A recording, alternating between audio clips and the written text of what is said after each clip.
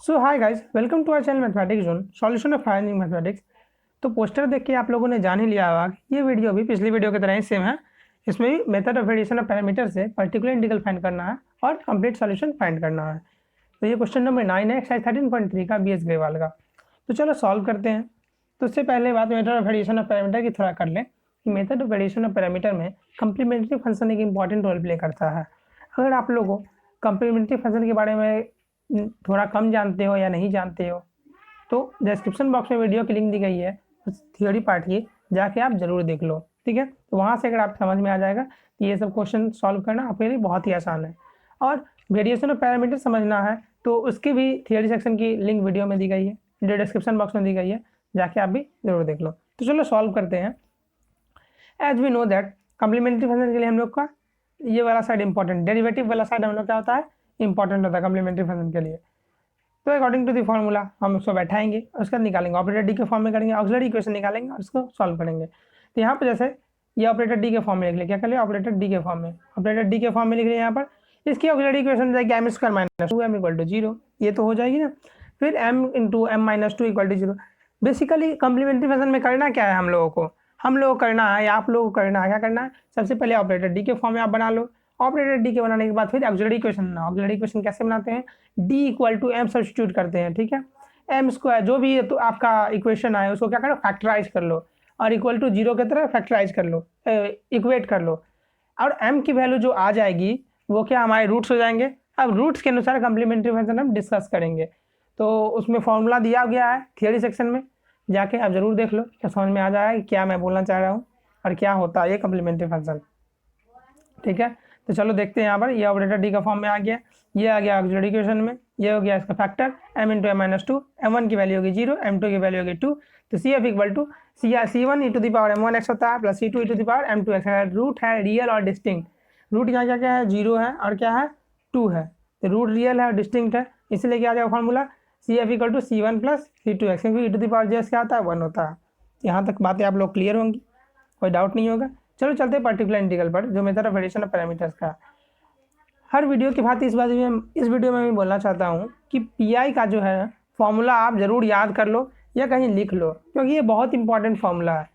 और इसमें जो टर्म्स है y1 y2 x w, ये सब भी बहुत इंपॉर्टेंट है। अगर ये सब आपको याद रहेंगे तो क्वेश्चन सॉल्व करने में बहुत ही आसानी होगी। अगर मान लो आपको कोई भी मेथड नहीं आता, सिर्फ वेरिएशन ऑफ पैरामीटर्स आता है, क्वेश्चन में दिया गया कि इसको सॉल्व करना है, कंप्लीमेंट इसका निकालना सॉल्यूशन, तो आप method of variation of parameter से थोड़ा आसानी से निकाल सकते हो। ठीक है, तो चलो देखते हैं। यहाँ पर y1 की वैल्यू यहाँ क्या है, 1 है।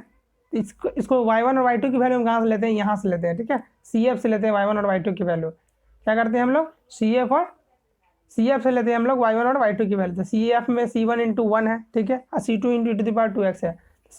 C1 की वैल्यू क्या हो जाएगी, y1 की वैल्यू हो जाएगी क्या, ई टू दी पावर 0x मतलब 1, और y2 की वैल्यू हो जाएगी 2 नहीं ई टू दी पावर 2x हो जाएगी। ठीक है, C2 एक कॉन्स्टेंट है। ठीक, चलो आगे चलते हैं, देखते हैं क्या होता है। तो इसका क्या हमने डिफरेंशिएट कर दिया इसको। ठीक है, y1 डैश इक्वल टू 0 हो जाएगा, क्योंकि कांस्टेंट का डिफरेंशिएशन 0 होता है, और y2 डैश हो जाएगा 2 e to the power 2x। ये बात है, तो यहाँ तक क्लियर होगी, यहाँ तक तो आप लोगों को कोई डाउट नहीं आएगा। चलो आगे चलते हैं, देखते हैं। अब इसकी W निकालने की बात आती है, तो W हम डिटरमिनेंट मेथड से निकालते हैं या जनरल फार्मूला उससे निकालते हैं। जनरल फार्मूला क्या है, जनरल फार्मूला आगे हम देखेंगे, एक बार देख लो आप लोग भी। जनरल फार्मूला है y1 into y2 dash minus y2 into y1 dash, यही हमारा जनरल फार्मूला है। ठीक है, ये देख लेना। डिटरमिनेंट मेथड में ऐसे हम लिखेंगे, और इसको सॉल्व करना तो आपको आता ही है, इसको मल्टीप्लाई करके माइनस करना है। ये भी वही सॉल्व है, जो वही सॉल्यूशन है जो हम यहाँ पे लिखे थे, y1 minus y1 y2 dash minus y2 y1 dash, यही लिखे थे, यही था। ठीक है, यहाँ पर W equal to determinant of y1 y2 और y1 डैश और y2 डैश, ये है। और ये तो निकालना आप लोग को आता ही होगा। चलो आगे चलते हैं। तो ये देखो W यहाँ निकला हुआ है, W 1 into 2 e to the power 2x है, और y2 equal to e to the power x into 0। W की वैल्यू क्या हो गई, 2 e to the power 2x। बातें क्लियर होंगी, W की वैल्यू ये हो गई। अब हम क्या करेंगे, ये फॉर्मूला जो है, ये फॉर्मूला में बैठाएंगे। ठीक, फॉर्मूला में क्या बैठाएंगे देख लो आप लोग। तो y1 की वैल्यू क्या है, 1 है, -1 है, और अकॉर्डिंग टू फॉर्मूला बाहर माइनस है तो माइनस लिखेंगे, -1 लिखें यहाँ पर। 2 कहाँ से आया, ई टू दी W की वैल्यू में से। ठीक है, W की वैल्यू क्या थी, W की वैल्यू थी 2 e to the power 2x, ये थी ना। तो 2 हम क्या कर लिए, बाहर कर लिए इंटीग्रेशन के बाहर, क्योंकि कांस्टेंट है, कोई काम नहीं है, ठीक है। और ये जो वैल्यू है ये क्या, y2 की वैल्यू है, ये जो वैल्यू है ये क्या है, किसकी वैल्यू है, 1 मिनट ध्यान देना आप लोग। ये जो वैल्यू है, ये वाला जो पार्ट है, y1 की वैल्यू यहाँ क्या होगी, 1 होगी। तो 1 मैं नहीं लिखा हूँ, डायरेक्ट क्या लिख रहा हूँ, x लिख दिया हूँ। x की वैल्यू क्या, e⁻x sin x है, और y2 की वैल्यू e⁻2x है, और यहाँ w की जो वैल्यू थी 2 e⁻2x थी, 2 मैंने बाहर निकाल दिया है। तो बातें यहाँ तक तो क्लियर होंगी, यहाँ तक कोई डाउट नहीं होगा। चलो आगे चल, ठीक है। ज़्यादा मिस नहीं करने के लिए हम क्या करते हैं, u और v मान लेते हैं, ठीक है। क्या करते हैं हम लोग, u और v मान लेते हैं, ठीक। u और v मानने के बाद हमारा क्या होगा, बहुत ज़्यादा आसानी से सॉल्व हो जाएगा और ज़्यादा मेसी नहीं होगा, गलत होने के चांसेस बहुत कम हो जाएंगे। तो u को हमने क्या फर्स्ट पार्ट मान लिया, ठीक है। ये वाला पार्ट को हमने u मान लिया, क्योंकि जो y1 देखो क्या था, y2 into x by W, ये वाला पार्ट को क्या मान लिया हमने, u1 मान लिया, integration of D with respect to dx, इसको क्या मान लिया, u1 मान लिया, ठीक है। और इस वाले पार्ट को जो सेकेंड वाला पार्ट था उसका v मान लिया। तो चलो u और v को सॉल्व कर दिया और हमारा पर्टिकुलर इंटीग्रल का आंसर निकालते हैं। जैसा कि आप लोग जानते हो e⁻2x और e⁻2x क्या था, ऊपर नीचे कॉमन था तो कट गया, तो बचा क्या, e⁻x sin x। e⁻sin x का क्या आ जाएगा, e⁻x integration of sin x dx minus D by D x of, ये है क्या, प्रोडक्ट रूल ऑफ इंटीग्रेशन, ठीक है। ये आप लोग को आना चाहिए ताकि बहुत सारे क्वेश्चन इसी पर बेस्ड है, तो सॉल्व कर पाओ आप लोग, ठीक है। तो e⁻x integration of sin x dx minus integration of D by D x of e⁻x integration sin x dx फिर dx, मतलब इंटीग्रेशन अगर हो जाएगा डी बाई डी एक्स का, differentiation D by D e⁻x का हो जाएगा, और इंटीग्रेशन इसका होगा तो फिर एक बार इंटीग्रेट करना, ये है किसका, प्रोडक्ट रूल ऑफ इंटीग्रेशन का फॉर्मूला। इसमें u और v मानना पड़ता है, तो इसमें क्या लगता है, वायलेशन ऑफ आइलेट, आइलेट का वायलेशन होता है, ठीक। क्योंकि लेट LATE आइलेट होता है ना, आइलेट आप लोगों ने पढ़ा होगा कि TE जो trigonometric function, exponential function, trigonometric पहले आता है, एक्सपोनेंशियल बाद में आता है, लेकिन आसानी के लिए हमारे क्या करना पड़ेगा, एक्सपोनेंशियल को पहले लेना पड़ेगा, ट्रिग्नोमेट्रिक को बाद में लेना पड़ेगा। तो यू हम यहाँ क्या मानेंगे, e⁻x मानेंगे। तो बातें क्लियर होंगी यहाँ तक। चलो आगे चलते हैं और देखते हैं। तो sin x का इंटीग्रेशन क्या होता है, माइनस cos x, तो माइनस cos x हमने लिख दिया है। डिफरेंशिएशन ऑफ e⁻x होता है, sin x का इंटीग्रेशन क्या होता है, माइनस, तो माइनस हम यहाँ पर बाहर कर दिए हैं, ये वाला लाइन पर आप लोग देख लेना।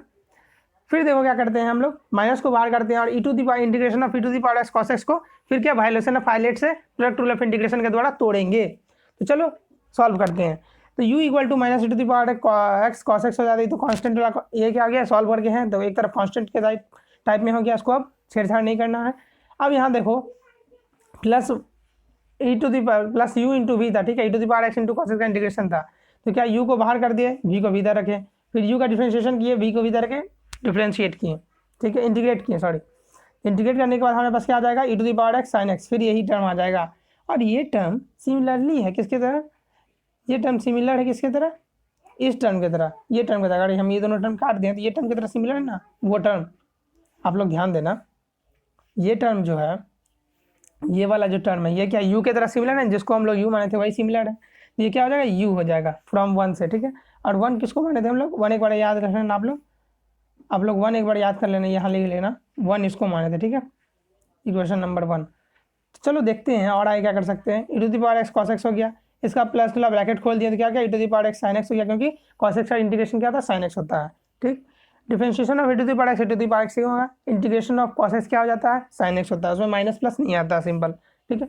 तो देखो integration of e⁻x sin x क्या हो जाएगा, u हो जाएगा, और u को हम क्या करेंगे, राइट हैंड साइड में भेज देंगे, लेफ्ट हैंड साइड में भेज देंगे और उसमें ऐड कर देंगे, तो हमारा क्या हो गया, e⁻x कॉमन लेते हैं तो e⁻x sin x minus cos x हो जाएगा, और u इक्वल टू क्या हो जाएगा, u इक्वल टू हो जाएगा e⁻x by 2 sin x minus cos x।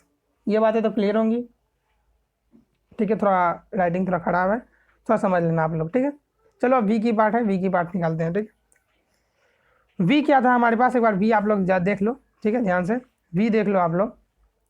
v था हमारे पास ये, इसको सॉल्व करने के बाद क्या आ जाएगा हमारे पास, एक e⁻x कटेगा, तो आया क्या, e⁻−x sin x आएगा, v की वैल्यू आएगी ना, ये बात हमें ध्यान रखना, v की वैल्यू क्या है, e⁻−x sin x, यही लिखना है हमें, ठीक है। चलो देखते हैं v की सॉल्यूशन।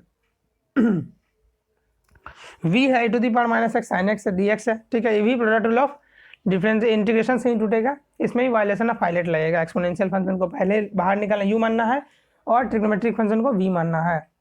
ज़्यादा जानकारी चाहिए तो क्लास 12 की NCERT आप जरूर जाके पढ़ो, उसमें समझ में आ जाएगा इंटीग्रेशन वाला फॉर्मूला, वायलेशन ऑफ आइलेट क्यों लगता है, ठीक है। e⁻x integration of sin x dx, ये तो फॉर्मूला में ही बैठा हुआ, ये वाला आप समझ लोगे आसानी से। फिर देखो आगे इंटीग्रेशन करने के बाद हमें क्या पता चल रहा है कि यहाँ क्या आ रहा है, यहाँ ये वाला जो पार्ट आ रहा है e⁻⁻x cos x dx आ रहा है, ठीक है। फिर मतलब इसको क्या वायलेशन ऑफ हाईलाइट और प्रोडक्ट रूल ऑफ इंटीग्रेशन लगाना ही होगा। उसको लगाने के बाद देखते हैं e⁻⁻x integration of cos x dx minus dy/dx of e⁻⁻x integration of cos x dx। ये वाला बात तो आपको समझ में आ गया होगा, क्योंकि अभी अभी पिछले पार्ट में यू वाले पार्ट में हम लोगों ने सॉल्व किया। तो चलो देखते हैं आगे क्या होता है। तो यहाँ तक तो ठीक है, e⁻x sin x cos x का इंटीग्रेशन क्या हो गया, cos sin x हो गया, sin x यहाँ पर हो गया। अब माइनस था तो क्या बाहर चला जाएगा, e⁻x का इंटीग्रेशन क्या हो जाएगा, डिफरेंशिएशन क्या हो जाएगा, e⁻x इंटू -1 होगा, तो माइनस बाहर चला जाएगा तो प्लस में आ जाएगा, ठीक है। तो यहाँ मैंने ब्रैकेट लगाया है ताकि जब माइनस बाहर इधर से खुले तो क्या हो जाए, भीतर में मल्टीप्लाई हो जाए। आप लोग पिछला स्टेप देख लो, माइनस कहाँ से आया है, माइनस हमारे फॉर्मूला में ही था, क्योंकि u इंटू वी का डिफरेंशिएशन रहा, इंटीग्रेशन वाला जो फॉर्मूला होता है हमारे पास किसका, इन प्रोडक्ट रूल ऑफ इंटीग्रेशन का जो फॉर्मूला होता है वही रूप्स में माइनस आता है, ठीक है। फिर यहाँ जो माइनस खुलेगा तो क्या हो गया, माइनस हो जाएगा, ठीक है। तो ये वाला जो पार्ट है सिमिलर किसके है, वी के है, वी के है ना सिमिलर। यहाँ हमने वी लिखा, वी को फिर उस साइड भेजा और वी की वैल्यू कैलकुलेट किया, क्या आ गया -e⁻x/2 cos x + sin x, ये आ गया। कोई डाउट हो तो कमेंट सेक्शन में आप कमेंट जरूर करो। मुझे लगता है यहाँ तक आप लोगों को समझ में आ गया होगा। चलो आगे चलते हैं और देखते हैं सॉल्यूशन इसका क्या होगा। तो पर्टिकुलर इंटीग्रल में हमने इसको u माना था, इसको क्या माना था, v माना था, ठीक। इसको यहाँ से काट दे सकते हैं और इसको भी यहाँ से काट सकते हैं, और 1/2 तो है ही, ठीक। अब चलो इसमें क्या करेंगे, सबकी वैल्यू बैठाएंगे, u और v की वैल्यू बैठाएंगे। u की वैल्यू हमने निकाली है, ठीक है, u की वैल्यू हमने निकाली है, u की वैल्यू हमने निकाली है, v की वैल्यू हमने निकाली है अभी, ठीक। और उसके हम क्या करेंगे, अब सब्सटीट्यूट करेंगे। चलो देखते हैं क्या होता है आगे। u equal to e⁻x/2 sin x - cos x, ये है हमारे u की वैल्यू, u की वैल्यू ये है। v की वैल्यू है -e⁻x/2 cos x + sin x, ये हमारी v की वैल्यू है, ठीक है। v की वैल्यू एक बार देख लो फिर से आप लोग, v की वैल्यू क्या थी, -e⁻x cos x + sin x। Solve खुद करोगे आप लोग तो समझ में आ जाएगी कहाँ क्या था, ठीक है। और पी आई की वैल्यू क्या हो जाएगी, 1/2 into -1 into u plus e⁻2x into v, ठीक है। ये था हमारा पी आई की वैल्यू। अब पी आई भी देख लो एक बार, पी आई भी देख लो, यही था ना हमारे पास 1/2 e⁻x/2, ये वाला 2 तो हम कॉमन लिए बाहर, और -1 जो था ये u में मल्टीप्लाइड था, -1 u मल्टीप्लाई था, e⁻2x में मल्टीप्लाइड था, और कॉमन क्या लिए 1/2 कॉमन ले लिए हैं, ठीक है। तो कोई डाउट नहीं होगा, यहाँ कर लिए हम लोग। अब u और v की वैल्यू बैठाएंगे और हमें क्या करेंगे, आंसर निकालेंगे पी आई का। तो u v की वैल्यू बैठाने के बाद क्या आता है, e⁻x/2 कॉमन आता है, ठीक। हम कॉमन उसको ले लेंगे। कॉमन लेने के बाद देखो क्या होता है, sin x - cos x + cos x - sin x, तो क्या हो जाएगा यहाँ पर cos x कैंसिल हो जाएगा, ये बात तो आप लोग भी जानते होंगे। उसके बाद क्या हो जाएगा, e⁻2 sin x हो जाएगा जोड़ने के बाद, और क्या हो जाएगा -e⁻x/2 हो जाएगा, तो 2 कैंसिल हो जाएगा, तो बचेगा क्या -e⁻sin x और यहाँ 1/2। तो आखिरकार बचा क्या हमारे पास, पी आई की वैल्यू -e⁻x/2 sin x, यही हमारा आंसर होगा पी आई का, ठीक है। पी आई तो हमारा निकल गया, कम्प्लीमेंट्री फंक्शन में निकल गया। क्या करेंगे हम लोग, कंप्लीट सॉल्यूशन निकालेंगे। तो कंप्लीट सॉल्यूशन क्या होता है, y = CF + PI, मतलब complementary function plus particular integral. तो ये क्या हो जाएगा, C1 + C2 e⁻2x, क्योंकि एक वैल्यू रूट क्या था, 0 था, एक रूट था 2, तो अकॉर्डिंग टू द फॉर्मूला हम बैठा है यानी का C1 + C2 e⁻2x -e⁻x/2 sin x, ये हमारा आंसर निकला। तो मुझे उम्मीद है यहाँ तक आप लोगों को समझ में आ गया होगा। कोई डाउट हो तो कमेंट्स में कमेंट जरूर करना। चैनल पर नए हो तो सब्सक्राइब जरूर करो और लाइक करो वीडियो को अगर वीडियो अच्छी लगी। Thank you.